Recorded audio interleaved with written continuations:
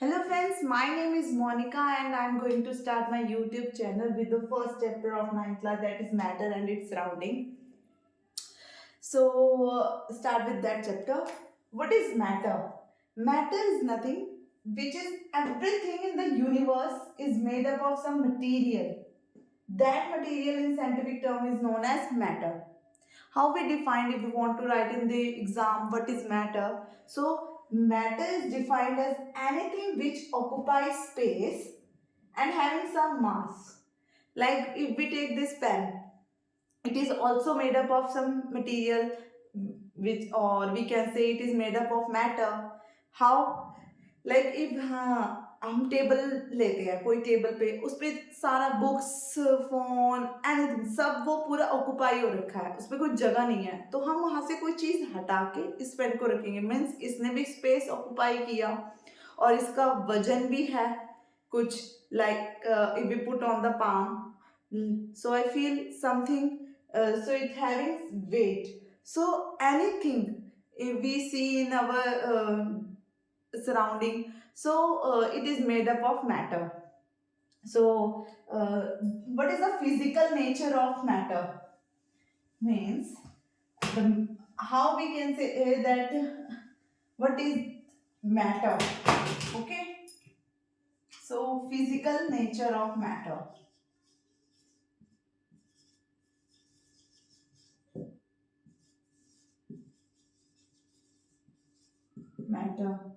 Matter is made up of particles.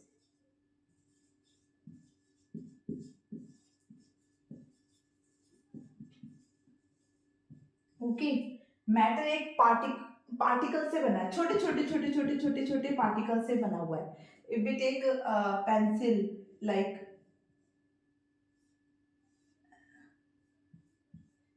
ये इतने sharp होती है, देखने में हमें लगता है बहुत स्मूथ है, और मतलब हमें पता नहीं चलता कि इसमें ये छोटे छोटे पार्टिकल प्रेजेंट है. जब हम इसे माइक्रोस्कोप में देखेंगे, we look like that, it look like that.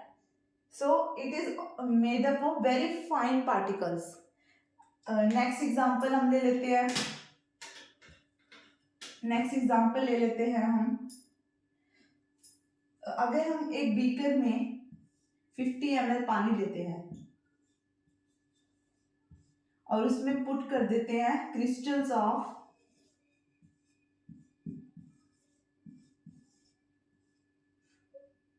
1 crystal ले लेते हैं हम ऑफ पोटेशियम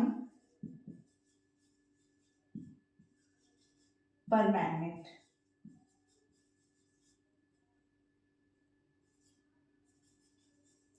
पोटेशियम पर मैग्नेट का हम एक क्रिस्टल ले लेते हैं. अब जैसे ही हमने इसको एक क्रिस्टल में डाला, इस क्या कर देता है, वो पिंक कलर कर देता है, थोड़ा थोड़ा यहाँ पे इसको पूरा पूरा पिंक कलर कर देगा. फिर नेक्स्ट अब हम ऐसे ही एक और बीकर लेते हैं, उसमें भी 50 ml का 50 let we take 10 ml. Okay, 10 ml. Now हमने 9 ml इसमें वाटर लिया. अब 1 ml before we take out 1 ml of water from the first beaker. उसमें भी लाइट स्लाइटली पिंक हो गया, इससे कम हुआ बट पिंक हो गया. ऐसे ही हमने फिर एक और बीकर लिया, उसमें भी 9 ml लिया. अब इसमें 1 ml सेकेंड बीकर का लिया, फिर से इसमें लाइट पिंक हो गया. मीन्स कुछ इससे हम आइडिया लगा सकते हैं कि सबसे ज्यादा पिंक, लेकिन इनको भी पिंक कर रहा है वो, इसका मतलब कुछ तो उसमें इतने फाइन पार्टिकल्स प्रेजेंट हैं कि वो इसमें डिसॉल्व हो रहे हैं, स्पेस ले रहे हैं और इसको भी पिंकिश बना रहे हैं. दैट मीन्स कि जो पार्टिकल्स होते हैं वो वेरी, उससे जो मैटर बनता है वो वेरी फाइन होते हैं, ओके, सो क्लियर होता है कि जो मैटर होता है वो वेरी फाइन पार्टिकल से बना होता है. Okay, like now we take the characteristics of matter.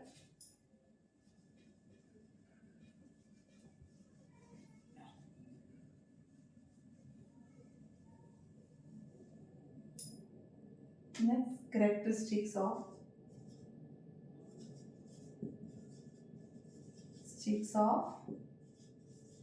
matter. First,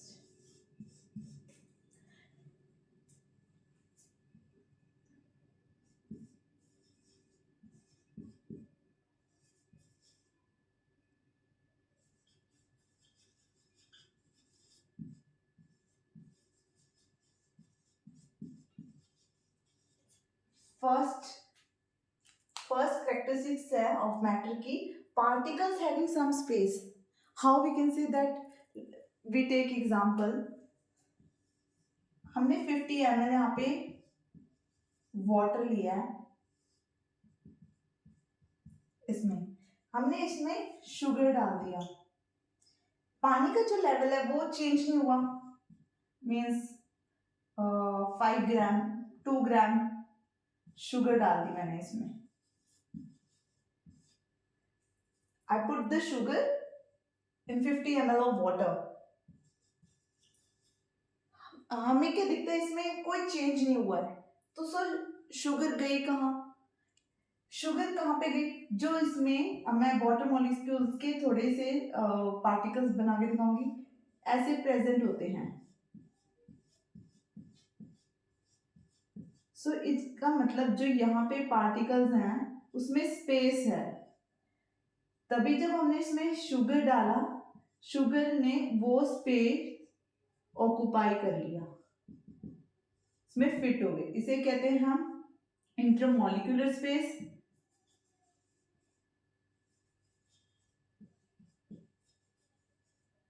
और वॉइड भी बोलते हैं. सो इससे हमें पता चलता है कि जो पार्टिकल्स हैं वो लिक्विड के, सॉलिड, लिक्विड, गैस, हम फर्दर पढ़ेंगे उसमें पार्टिकल्स कैसे प्रेजेंट होते हैं, but they having some space also. Okay, so first आपका क्लियर हो गया होगा कि particles having some space means matter, जो मैटर में जो पार्टिकल्स होते हैं वो उनमें स्पेस होती है. सेकेंड कैरेक्टरिस्टिक्स लेते हैं, दैट पार्टिकल्स मूविंग कंटिन्यूसली.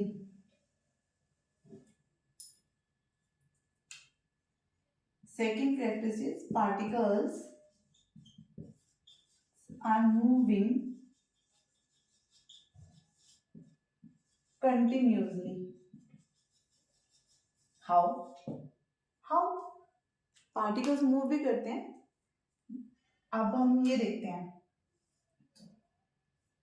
मैंने इस बीकर में पानी डाला हुआ है.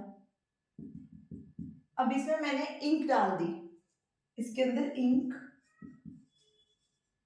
डाल दी इस पानी के अंदर.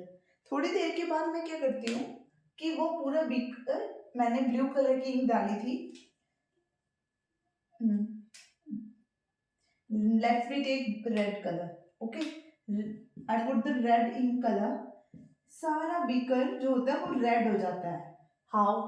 मीन्स जो पार्टिकल्स थे वो मूव कर रहे हैं ऑटोमेटिकली, जिससे वो पूरा जो बीकर है वो रेड कलर का हो जाता है. Okay, the whole beaker becomes red. How? Because the particles of that, it's moving continuously.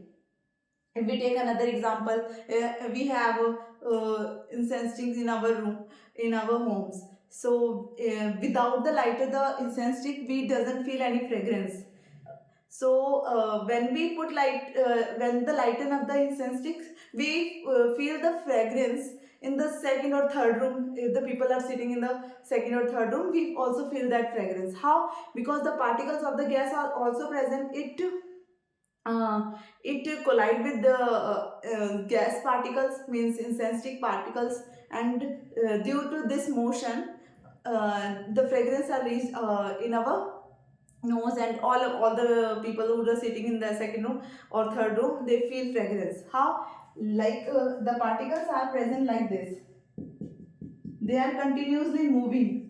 So the the name of the scientist who discovered that the Brownian movement of the particles, the particles are moving like that.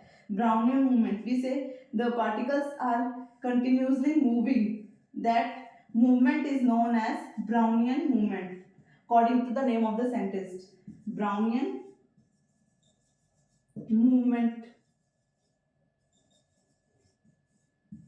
Brownian movement of that particles. Okay. So we according to this, we how we get to know that the particles are moving continuously. Okay, so clear. And the third characteristic is